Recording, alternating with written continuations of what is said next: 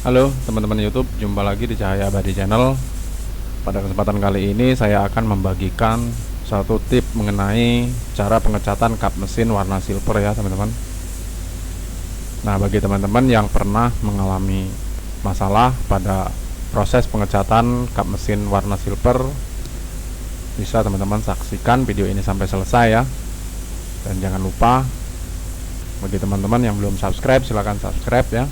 Dan jika teman-teman ada pendapat, silahkan tinggalkan pendapat teman-teman di kolom komentar ya. Baiklah teman-teman, di sini sudah ada kap mesin mobil Toyota Avanza tipe lama ya. Dan ini adalah kap mesin yang mobilnya sudah kita posting beberapa waktu lalu ya, yang cat all body.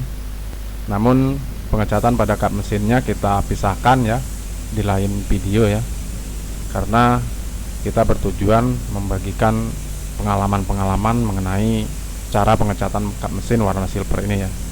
Baiklah teman-teman, langsung saja kita kerjakan proses pengecatannya ya. Baiklah teman-teman, untuk pengecatan warna silver pada kap mesin, sebaiknya teman-teman perhatikan dulu posisi dari kap mesin itu sendiri ya teman-teman. Jika teman-teman tidak berpengalaman dengan mengecat kap mesin warna silver dengan posisi di bawah, teman-teman bisa menggantung kap mesin atau menaruhnya di steger ya teman-teman, dengan posisi yang berdiri ya. Namun lebih baik jika teman-teman punya steger yang bisa diatur posisinya ya. Suatu waktu bisa posisi tiduran dan suatu waktu bisa posisi berdiri ya, sehingga teman-teman mudah untuk mengatur posisi penyepraian, pengaplikasiannya. Yang kedua, pastikan kap mesin atau media dilakukan pendasaran terlebih dahulu ya, karena warna silver pada umumnya semi transparan ya teman-teman, tidak mudah untuk menutup ya. Jika teman-teman langsung cat jadi, bukan tidak mungkin warna epoksinya tidak akan nutup ya, walaupun teman-teman aplikasikan dengan cara tebal, itu sangat sulit untuk nutup ya. Nah, untuk dasaran teman-teman bebas ya menggunakan silver yang biasa, yang warnanya tidak sama dengan warna cat jadinya, atau teman-teman bisa menggunakan cat solid yang mirip dengan warna silver ya. Yang penting warna dasaran bisa menutupi warna epoksi yang sudah diaplikasikan terlebih dahulu ya, sehingga saat pengecatan warna jadi itu tidak boros memakan cat ya, dan tidak terlalu menumpuk sehingga tekstur akan kulit jeruk ya. Atau mungkin teman-teman paham ya, dengan tekstur cat yang terlalu tebal maka tekstur akan bergelombang seperti kulit jeruk ya, dan tidak rata ya, atau tidak flat ya. Selanjutnya, pastikan spray gun yang teman-teman gunakan bersih ya teman-teman, dan bisa mekar dengan maksimal ya pada bagian fan keluar cat dari spray gun tersebut ya. Selain itu, kompresor juga harus seimbang ya dengan spray gun yang teman-teman gunakan ya. Jika teman-teman menggunakan kompresor yang daya anginnya tidak terlalu besar, bisa teman-teman menggunakan spray gun yang kecil ya, yang mampu untuk menyeimbangi kompresor itu sendiri ya. Seperti yang saya gunakan, ini adalah spray gun ANI ya, dengan nozzle 1,2 HPLP ya. Dan untuk spray gun ini minimal daya angin harus di atas 20 PSI ya. Jika di bawah 20 PSI dengan campuran cat 2 berbanding 1, tidak akan keluar ya catnya ya. Bisa keluar namun catnya akan nempel seperti bintik-bintik ya, besar-besar seperti itu ya, tidak mengembun ya, atau tidak ngabut ya keluarnya, sehingga akan menghasilkan tekstur yang tidak maksimal ya, tidak menyerupai cat aslinya. Karena dengan daya angin kurang dari 20 PSI, spray gun dengan ukuran nozzle 1,2 HPLP itu yang ada hanya menghasilkan overspray ya, tidak menghasilkan cat yang teraplikasi dengan maksimal. Itulah mengapa spray gun harus seimbang dengan kompresor ya teman-teman. Berikutnya, pengaplikasian cat dasar ya teman-teman. Untuk pengaplikasian cat dasar tidak perlu sama cara mengaplikasikan cat jadi ya, karena cat dasar pada intinya hanya untuk menutupi warna epoksi ya, agar tidak berbayang saat cat sudah di clear ya. Yang kedua, cat dasar sebagai tumpuan cat jadi ya. Jadi cat dasar harus flat ya, harus rata atau harus kencang ya, sehingga tumpuan cat jadi nantinya tidak menuruti tekstur cat dasarannya ya. Jika cat dasarannya bergelombang atau bertekstur, teman-teman bisa mengamplasnya kembali ya, mengamplas dengan menggunakan amplas 1000.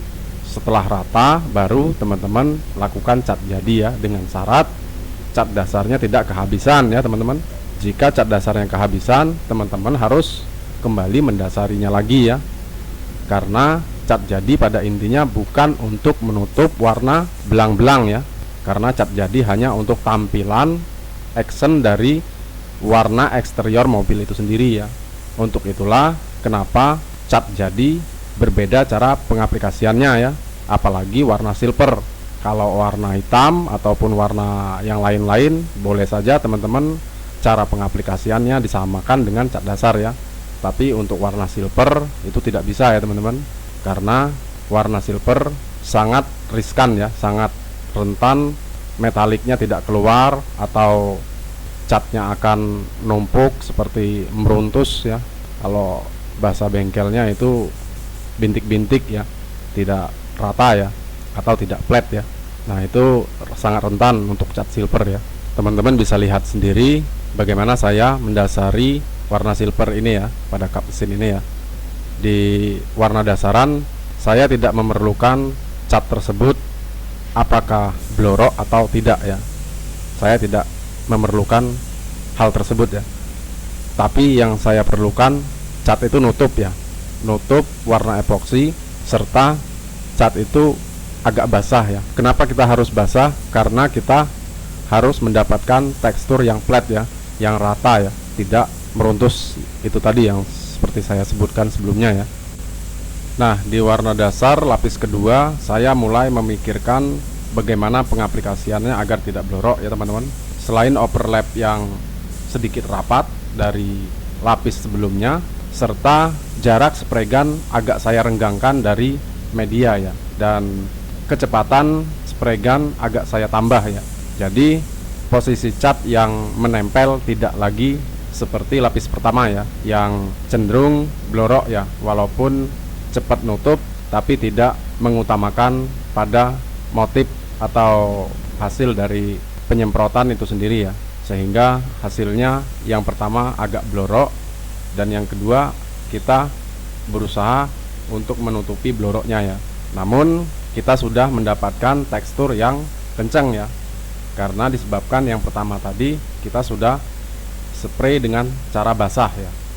Nah pada lapisan ketiga untuk cat dasar ini kita sudah mulai agak dipercepat ya, overlap agak rapat dan spray gun agak lebih renggang dari media, serta kecepatan spray gun agak dipercepat ya, meskipun tidak menghasilkan cat yang basah lagi, tetapi kita harus jaga jangan sampai terlalu drop ya, terlalu overspray ya, agar nantinya kita tidak perlu mengamplas lagi ya.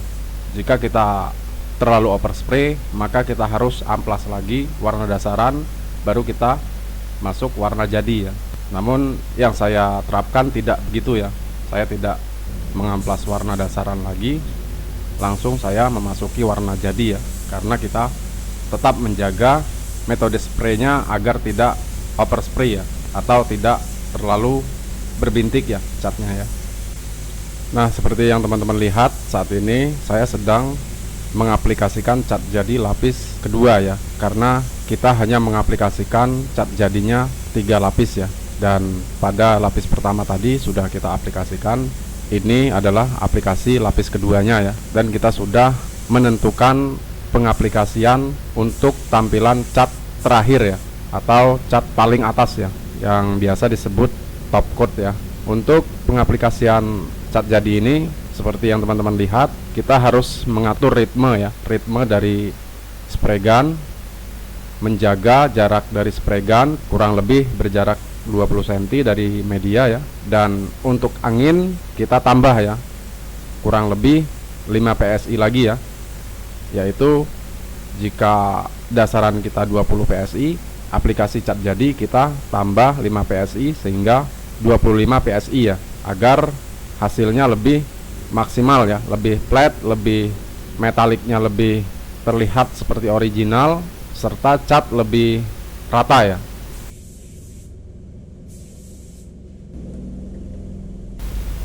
Baiklah teman-teman, sekarang kita sudah memasuki tahap clear coat ya. Dan untuk clear coat kita menggunakan clear coat bell coat 2100 ya, HS 2100 21 ya. Ini adalah clear coat 2:1. Jadi 1 liter clear coat, setengah liter hardener ya. Dan untuk thinnernya 5% ya. Berarti kalau clear coatnya 1 liter, thinnernya hanya setengah on ya. Itu perbandingannya 5% ya, jika teman-teman tidak memiliki rasio penggaris ya untuk takaran clear coat. Kita menggunakan clear coat ini karena clear coat ini lumayan premium ya, dan hasilnya juga lebih keras ya daripada clear coat lainnya ya, yang setara harganya dengan clear coat ini ya. Hasilnya pun lebih glossy, jika setelah dipoles hasilnya akan lebih berminyak ya, lebih terlihat basah ya, seperti sudah di nano ya. Itu kelebihan clear coat ini ya. Kalau dibanding-bandingkan hampir sama dengan clear coat premium merek lain ya. Itulah mengapa kita lebih memilih menggunakan clear coat bell coat 2100 ini. Baiklah teman-teman, satu hal lagi yang perlu kita perhatikan ya, yaitu kebersihan dari spray gun itu sendiri ya, yang kita gunakan. Meskipun kita menggunakan spray gun hanya 1 spray gun dari cat hingga clear coat, tapi kita harus jaga kebersihannya ya. Kita harus cuci bersih-bersih agar clear coat tidak tercampur dengan sisa cat ya, karena itu akan menyebabkan clear coat mudah retak ya, atau rentan akan retak rambut ya. Itu penyebab dari clear coat yang sering terjadi retak rambut ya, karena tercampur dengan base coat ya, atau material cat ya. Selain dari itu, dengan spray gun bersih kita terlihat lebih profesional ya teman-teman, tidak terlihat asal-asalan ya teman-teman. Meskipun tidak berpengaruh dengan hasil, namun kebersihan itu harus tetap kita jaga ya, karena itulah nilai plus dari sebuah pekerjaan ya. Untuk clear coat seperti biasa ya, sama saja kita mengaplikasikannya dengan warna-warna lainnya ya, dengan cara spray awal atau spray lapis pertama tidak terlalu basah ya, asal rata, tidak numpuk, serta tidak menimbulkan tekstur terlalu tebal ya. Setelah itu kita jeda dengan jangka waktu 5-10 menit, kita timpa lapis kedua ya, atau lapis terakhir ya. Dengan aplikasi lapis kedua kita siram dengan metode basah ya, angin besar, dan penyemprotan tidak putus-putus ya, atau tidak terhenti lalu nyambung lagi ya, karena itu akan menimbulkan overspray ya.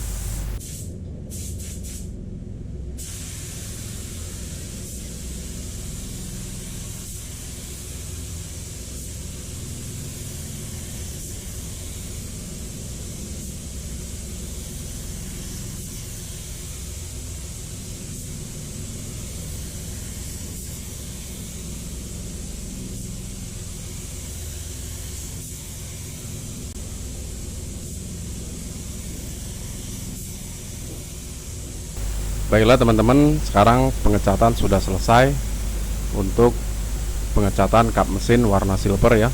Mudah-mudahan apa yang sudah kami bagikan menjadi manfaat bagi teman-teman semua ya. Dan bisa teman-teman lihat sendiri di akhir video ini ada sedikit cuplikan ya, sebelum mobil keluar ya, sebelum mobil diambil oleh pemiliknya ya, sehingga kita masih sempat untuk merekam sedikit hasil yang sudah kita kerjakan sebelumnya ya. Baiklah teman-teman, sampai di sini dulu perjumpaan kita kali ini. Sampai jumpa lagi di video-video kami berikutnya. Jangan lupa dukungannya dengan cara like, share, komen, dan subscribe ya. Dan terima kasih bagi teman-teman yang sudah bergabung. Assalamualaikum warahmatullahi wabarakatuh.